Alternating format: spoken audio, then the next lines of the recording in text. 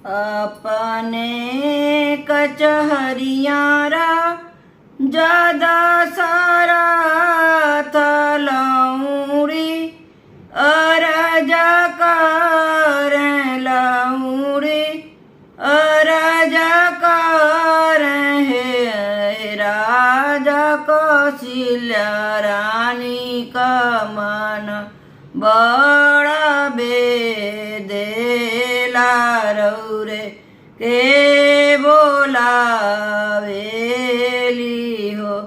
हे राजा कौशल्या रानी का मन बड़ा बेदेला रौरे के बोलावेली हो। एतना बचनरा जा सुनला सुनतऊ ठिधावे सुनतऊ ठिधावेल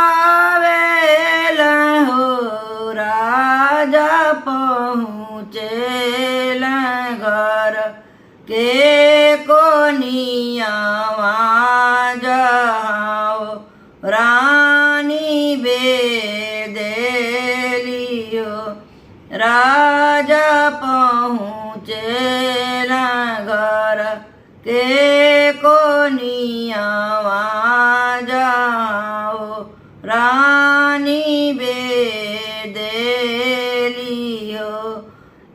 रानी कवना विपत्ति तुहरे पड़ली कुजुनिए बोलावेल हो। ठाड़ होई दुआरिया गर्भ बोली बोले गर्भ बोली बोले हो।